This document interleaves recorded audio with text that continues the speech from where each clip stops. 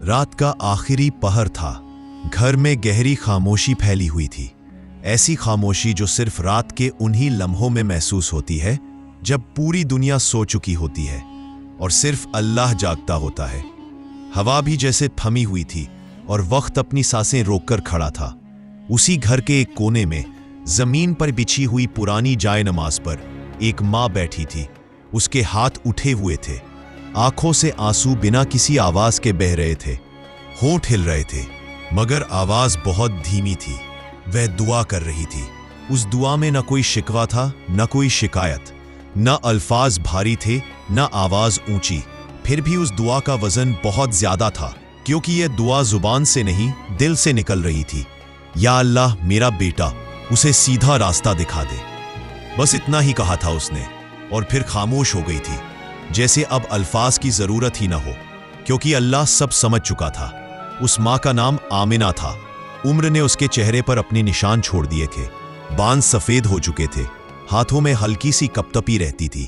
जिस्म थक चुका था मगर दिल अब भी मजबूत था।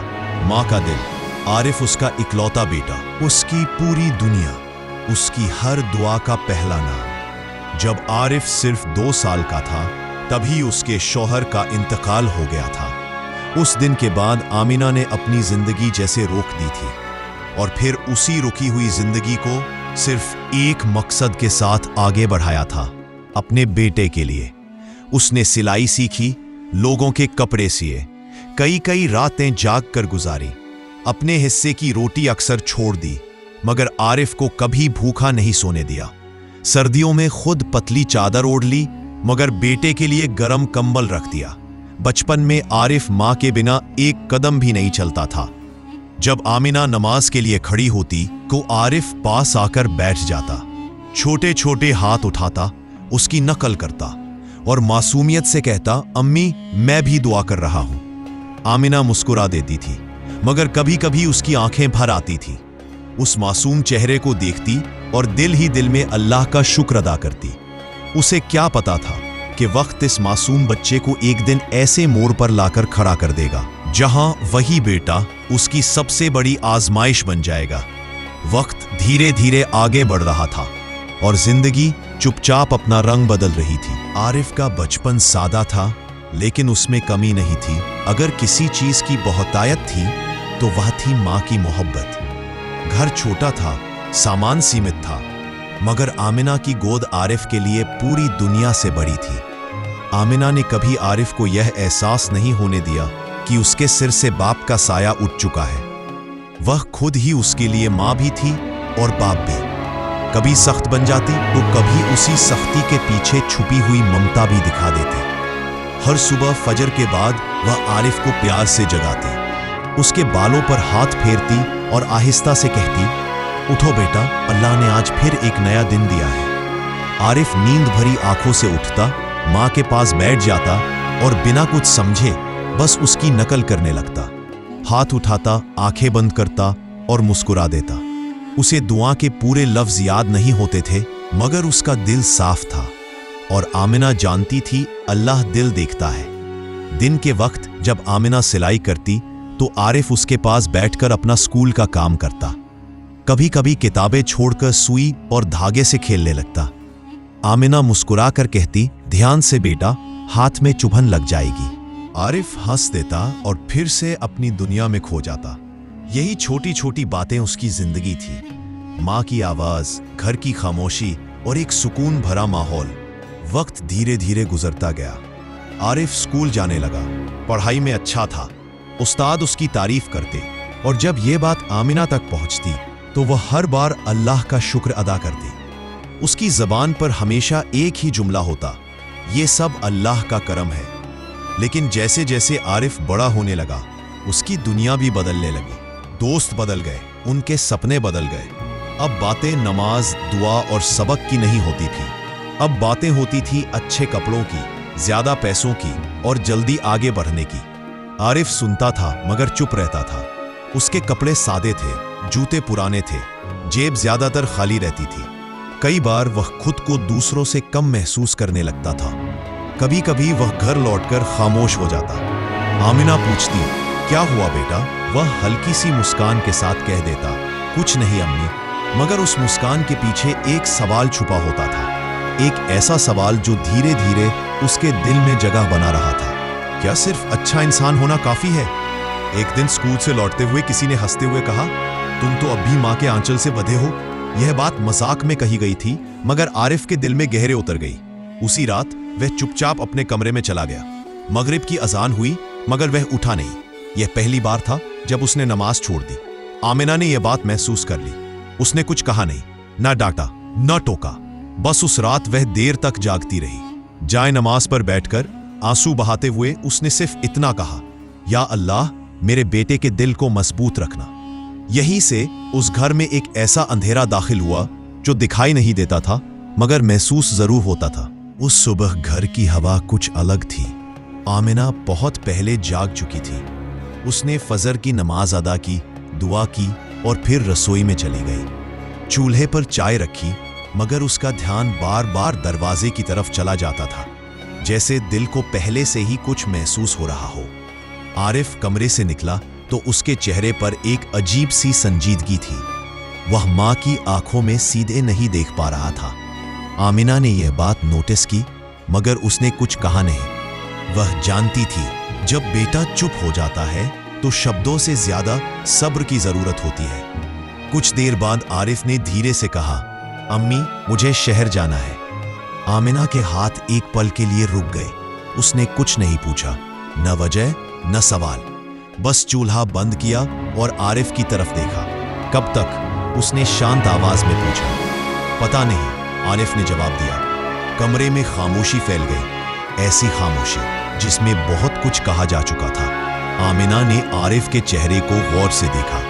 वही चेहरा जिसे उसने गोद में सुलाया था, वही आंखें जिनमें उसने सपने बोए थे। उसने कुछ कहा नहीं, बस अंदर गई, एक छोटा सा थैला निकाला। उसमें कुछ कपड़े रखे, थोड़े पैसे रखे और सबसे ऊपर एक पुराना कागज मोड़कर रख दिया। उस कागज में कुछ दुआएं लिखी थी। थैला आरिफ के हाथ में देते हुए उसने सिर्फ इतना कहा, अल्लाह को मत भूलना बेटा। आरिफ ने सिर हिला दिया। शायद वह कुछ कहना चाहता था, मगर लफ्ज नहीं मिले। उसने मां के हाथों को छुआ। आमिना ने उसके सिर पर हाथ रखा, वही हाथ जो बरसों से उसकी हिफाजत करता आया था। दरवाजा खुला। आरिफ बाहर निकला। दरवाजा बंद हुआ। आमिना वहीं खड़ी रही, बहुत देर तक, जैसे वह दरवाजे के उस पार भी अपने बेटे को देख रही हो। फिर वह धीरे से जाए नमाज की तरफ बढ़ी, बैठ गई, हाथ उठाए और आंखें बंद कर ली। या अल्लाह, मेरा बेटा तेरे हवाले है। जहां भी जाए उसे अपने से दूर मत होने देना। उधर आरिफ चल पड़ा था, शहर की तरफ, नए ख्वाबों की तरफ। उसे नहीं पता था कि जिस दुआ के साए में वह निकल रहा है, वही दुआ एक दिन उसे वापस भी खींच लाएगी। घर पीछे छूट गया था, माँ पीछे छूट गई थी, मगर माँ की दुआ वह उसके साथ चल पड़ी थी। शहर ने आरिफ का इस्तकबाल रोशनियों से किया। चौड़ी सड़कें, भागती गाड़ियां, ऊंची इमारतें और हर तरफ एक अजीब सी हलचल। यहां रात भी सोती नहीं थी, जैसे हर कोई कहीं पहुंचने की जल्दी में हो। आरिफ को पहली बार लगा कि यही असली जिंदगी है। शुरू के दिनों में सब कुछ नया और दिलचस्प था। नए लोग, नई बातें और एक ऐसी आजादी जिसका उसने कभी तसव्वुर भी नहीं किया था। अब उसे किसी को जवाब नहीं देना था, न किसी की नजर, न किसी की रोक। वह एक छोटे से कमरे में रहने लगा। दिन में सोता, रात को शहर के साथ जागता। धीरे धीरे उसके कदम उन जगहों की तरफ बढ़ने लगे जहां रोशनी ज्यादा थी, मगर सुकून कम। पैसा आने लगा, पहले थोड़ा, फिर ज्यादा, और हर नोट के साथ उसे लगता कि वह आगे बढ़ रहा है। मगर यह पैसा दिल को भर नहीं पा रहा था।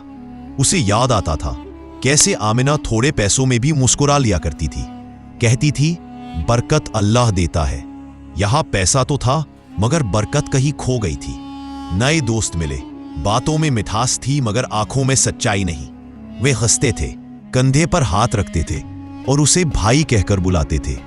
आरिफ को यह अपनापन अच्छा लगा। उसने यह नहीं सोचा कि यह अपनापन वक्त के साथ बदल भी सकता है। पहले सिगरेट आई, फिर वो चीजें जिनसे आमिना हमेशा बचने को कहती थी। शुरू में दिल कांपता था। रात को सोते वक्त सीने पर बोझ महसूस होता था।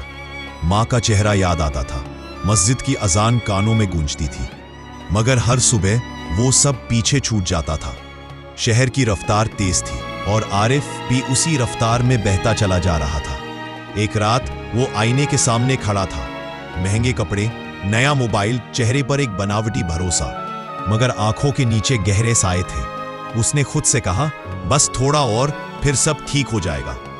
उसे नहीं पता था कि यह थोड़ा और कभी खत्म नहीं होता। उसी दौरान उसे एक ऐसा काम दिया गया जिसमें सिर्फ पैसा नहीं, उसका ज़मीर भी शामिल था। दिल ने कहा रुक जाओ, मगर लालच ने कहा बस थोड़ा और, आगे बढ़ो। और उसने लालच की सुन ली। उस रात नींद नहीं आई। हर आवाज पर वो चौंक जाता था। उसे लगता था जैसे कोई उसे देख रहा हो। पहली बार उसे एहसास हुआ कि कुछ अंदर से टूट रहा है। उधर उसी वक्त आमिना भी जाग रही थी। उसका दिल बेचैन था। उसने वुजू किया, जाए नमाज बिछाई और सजदे में झुक गई। उसकी आवाज बहुत धीमी थी, मगर दुआ बहुत गहरी। या अल्लाह, अगर मेरा बेटा किसी गलत मोड़ पर है तो उसे वहीं से वापस मोड़ दे। आरिफ को उस दुआ का इल्म नहीं था, मगर उस रात उसने यह जरूर महसूस किया कि शहर की रोशनी आंखों को तो चमका देती है, दिल को नहीं। आमिना की तबीयत अचानक नहीं बिगड़ी थी। यह कमजोरी धीरे धीरे आई थी। बरसों की मेहनत, खामोश फिक्रों और अकेलेपन का नतीजा थी। पहले उसे थकान महसूस होती, फिर सांस कुछ भारी रहने लगी, और फिर वह दिन आया जब वह सजदे से उठते हुए रुक गई। पड़ोसन ने उसे सहारा दिया और कहा, आमिना बहन, अब डॉक्टर को दिखाना जरूरी है।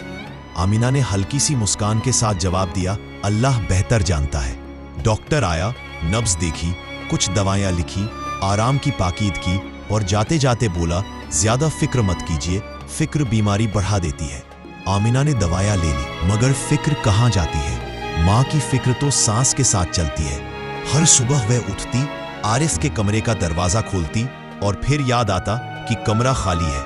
वह कुछ पल वहीं खड़ी रहती, फिर बिना आवाज किए दरवाजा बंद कर देती। अलमारी के कोने में आरिफ का पुराना स्कूल बैग रखा था। उसके पास एक छोटी सी डायरी भी थी, जिस पर बचपन की लिखावट में लिखा था, मेरी अम्मी दुनिया की सबसे अच्छी अम्मी है। आमिना अक्सर उस डायरी को सीने से लगा लेती। अब वह मस्जिद कम जा पाती थी। घर के एक कोने में बैठकर कुरान सुनती। तिलावत की आवाज उसके दिल को थोड़ी देर के लिए सुकून दे देती। कभी कभी आरिफ का नाम लेते हुए आंखें भर आती, मगर वह खुद को संभाल लेती। या अल्लाह, वह आहिस्ता से कहती, मेरी सांस कम हो जाए मगर मेरे बेटे का ईमान सलामत रहे। उधर शहर में आरिफ की जिंदगी और तेज होती जा रही थी। पैसा बढ़ रहा था, मगर दिल खाली होता जा रहा था। माँ की याद आती तो वह खुद को काम में और ज्यादा उलझा लेता। एक दिन एक अनजान नंबर से फोन आया। आवाज में फिक्र थी। क्या आप आरिफ है? आपकी अम्मी की तबीयत ठीक नहीं रहती। आरिफ ने पल भर सोचा और कहा, मैं बाद में बात करूंगा। कट गया। उसने खुद को समझाया, मजबूत है, संभाल लेंगी। उसे याद नहीं रहा कि मजबूती भी कभी थक जाती रहे। एक रात आमिना की हालत ज्यादा बिगड़ गई। बुखार तेज था, सांस उखड़ रही थी। उसने तकिए के नीचे रखी तस्बीह निकाली और आहिस्ता आहिस्ता पढ़ने लगी, हर दाने के साथ वही दुआ। उसी रात आरिफ एक महफिल में था। हंसी और शोर के बीच अचानक उसके दिल में घबराहट हुई। वह बाहर आया, हवा ली और मोबाइल देखा। अम्मी की मिस्ड कॉल थी। उसने स्क्रीन बंद कर दी। बाद में बात कर लूंगा, उसने खुद से कहा। सुबह हुई। आमिना ने आंखें खोली। जिस्म बहुत कमजोर था, मगर दिल मुतमईन। उसने धीमे से कहा, या अल्लाह, बस थोड़ा सा और सब्र दे दे। उधर आरिफ अपनी दुनिया में गुम रहा और इधर एक माँ खामोशी से दुआ में लगी रही। आमिना की हालत अब छुपी नहीं रह सकती थी। जिस्म दिन ब दिन कमजोर होता जा रहा था और सांस लेना उसके लिए मुश्किल होता जा रहा था। एक सुबह वह फजर की नमाज के बाद जाए नमाज पर ही बैठी रह गई। उठना चाहा, मगर पैरों ने साथ नहीं दिया। पड़ोसन घबरा गई और तुरंत डॉक्टर को बुलाया। डॉक्टर ने नब्ज देखी, आंखों में झांका और बहुत धीमी आवाज में बोला, उम्र और कमजोरी दोनों ज्यादा हो चुकी हैं। अब वक्त कम लग रहा है। पड़ोसन की आंखें भर आई। आमीना सब समझ चुकी थी। माओं को बताने की जरूरत नहीं पड़ती, उन्हें खुद ही अंदाजा हो जाता है। उस दिन आमीना ने कोई लंबी दुआ नहीं मांगी। उसने बस आसमान की तरफ देखा और बहुत सादगी से कहा, या अल्लाह मेरे बेटे को सीधा रास्ता दिखा देना, चाहे मेरी आंखें बंद ही क्यों ना हो जाए। उसी शाम शहर में आरिफ तक खबर पहुंची। आवाज घबराई हुई थी, तुम्हारी अम्मी बहुत ज्यादा बीमार है, शायद ज्यादा वक्त नहीं बचा। आरिफ के हाथ से मोबाइल फिसल गया, दिल जोर जोर से धड़कने लगा। उसने कांपती आवाज में कहा, मैं कल आ जाऊंगा। रात भर उसे नींद नहीं आई। जब भी आंख बंद करता मां का चेहरा सामने आ जाता, वही चेहरा जिसने कभी शिकायत नहीं की थी। उसने बैग बांधा, फिर रुक गया, खुद को तसल्ली दी, सुबह निकलूंगा। उधर उस रात आमिना तहज्जुद के लिए उठ नहीं सकी। सास उसका साथ नहीं दे रही थी, मगर होठ अब भी हिल रहे थे। तस्बीह के दाने आहिस्ता आहिस्ता उंगलियों से सरक रहे थे, हर दाने के साथ वही दुआ। फज्र से पहले आमिना ने आखिरी बार आंखें खोली, पड़ोसन का हाथ थामा और बहुत धीमे से कहा, अगर आरिफ आए तो कहना मैं नाराज नहीं हूं। और फिर उसने आंखें बंद कर ली। फज्र की अजान के साथ खबर फैल गई, आमिना इस दुनिया से रुखसत हो चुकी थी। शहर के एक कोने में आरिफ ने सुबह मोबाइल उठाया, कई मिस्ड कॉल्स थी। उसने एक नंबर मिलाया, उधर से आवाज आई, आरिफ तुम्हारी अम्मी। आगे के लफ्ज उसे सुनाई नहीं दिए।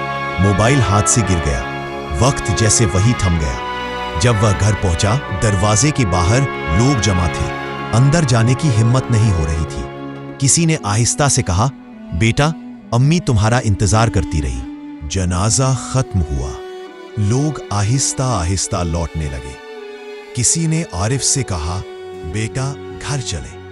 इसने सिर हिला दिया, मगर कदम नहीं उठे। घर अब इस लफ्ज का मतलब ही बदल चुका था। जब सब चले गए, आरिफ कब्र के पास घुटनों के बल बैठ गया। आंसू मिट्टी में जज्ब हो रहे थे। अम्मी मुझे माफ कर दो, उसने भर्राई हुई आवाज में कहा।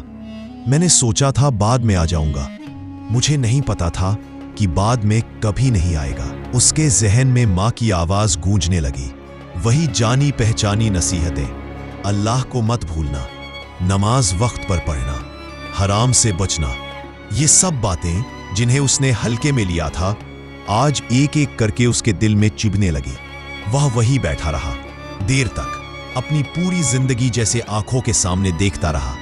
बचपन का कमरा, मां की मुस्कान, उसका हाथ, गलत दोस्त, गलत फैसले।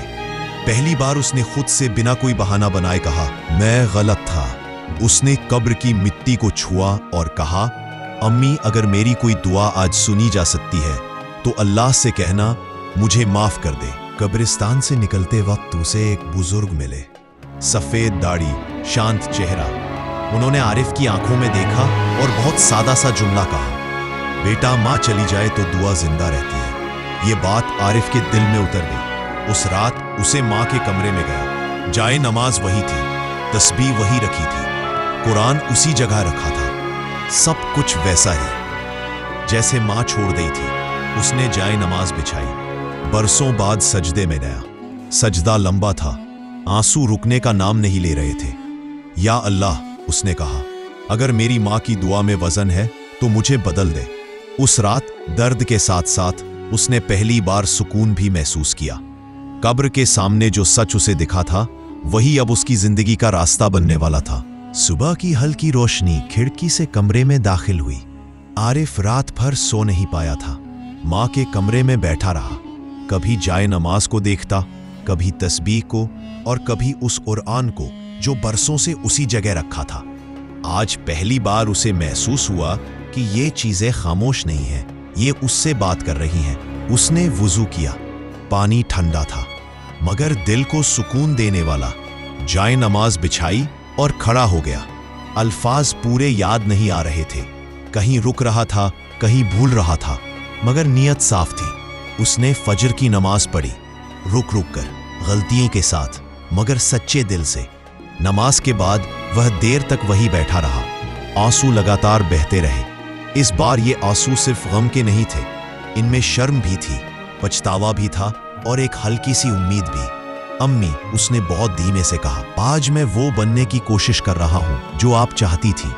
तौबा सिर्फ रो लेने का नाम नहीं होती, तौबा का मतलब होता है लौट आना। और आरिफ जानता था कि लौटना आसान नहीं होगा।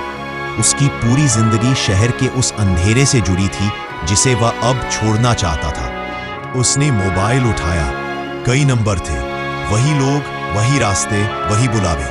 उसने एक एक करके मैसेज मिटाए, कुछ नंबर ब्लॉक कर दिए। दिल कांप रहा था, मगर फैसला पक्का था। उसी दिन वह शहर गया, मगर इस बार नजरें झुकी हुई थी।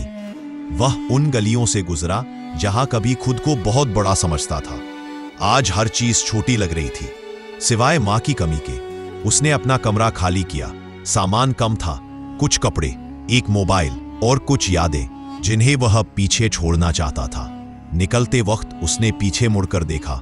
एक पल को उसे लगा जैसे मां दरवाजे पर खड़ी कह रही हो, अल्लाह के साथ रहना। शाम को वह मस्जिद के पास से गुजरा। पहली बार उसके कदम रुके। वह अंदर चला गया। ईशा की नमाज खत्म हो चुकी थी, मगर मस्जिद खाली नहीं थी। एक बुजुर्ग कुरान पढ़ रहे थे। आरिफ पीछे बैठ गया, सिर झुका लिया। थोड़ी देर बाद उसने हिम्मत करके पूछा, क्या अल्लाह सब कुछ माफ कर देता है?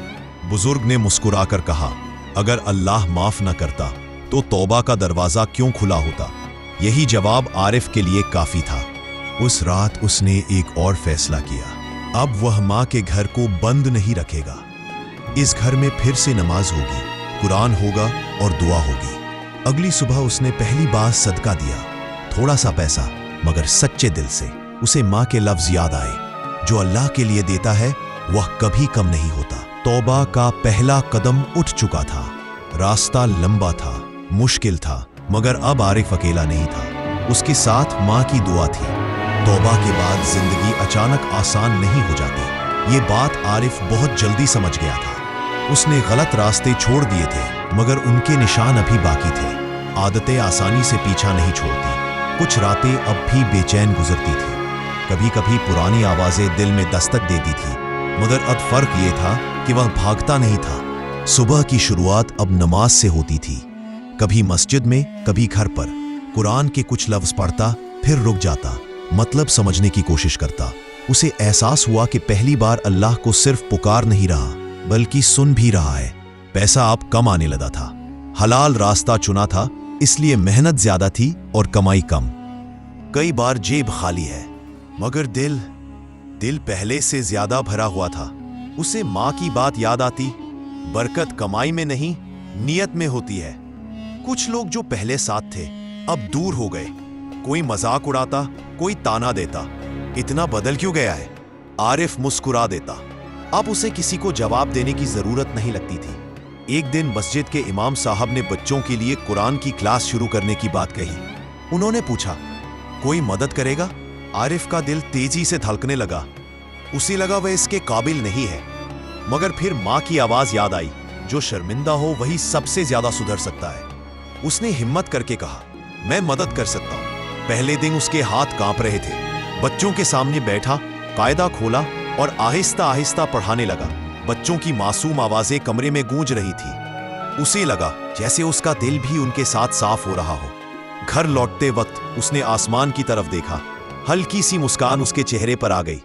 बहुत दिनों बाद उसे महसूस हुआ कि वह किसी काम आ रहा है। मां की कमी अब भी थी, हर दिन, हर नमाज में, मगर अब वह कमी उसे तोड़ती नहीं थी, बल्कि संभालती थी। जैसे मां अब भी उसे देख रही हो और कह रही हो, ठीक है बेटा, ऐसे ही चलते रहो। एक रात उसने कुरान बंद किया और बहुत सादा सी दुआ मांगी, या अल्लाह, मुझे आखिरी सांस तक इसी रास्ते पर रखना। उसे नहीं पता था कि आगे क्या होगा, मगर अब उसे यह यकीन हो चुका था कि अगर रास्ता सही है तो मंजिल भी सही होगी। नई जिंदगी शुरू हो चुकी थी। पुराने जख्म अब भी थे, मगर अब वे जख्म उसे अल्लाह के करीब ले जा रहे थे। वक्त अपनी रफ्तार से आगे बढ़ता रहा। आरिफ की जिंदगी अब शोर से दूर थी। सुबह नमाज, दिन मेहनत और रात तिलावत या खामोशी में गुजर जाती। कोई बड़ी पहचान नहीं बनी थी, न नाम न शोहरत, मगर दिल में सुकून था जो पहले कभी नहीं मिला था।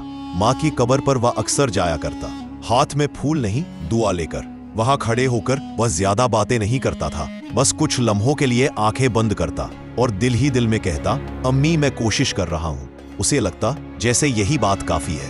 एक दिन मस्जिद में एक नौजवान उसके पास आया। आंखों में उलझन थी।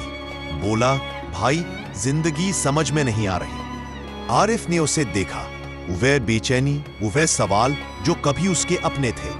उसने कोई लंबा जवाब नहीं दिया, बस इतना कहा, अगर माँ जिंदा है तो उसकी दुआ ले लो, और अगर नहीं है तो उसकी दुआ बन जाओ। यह बात कहते हुए उसकी आंखें नम हो गई, मगर दिल हल्का था।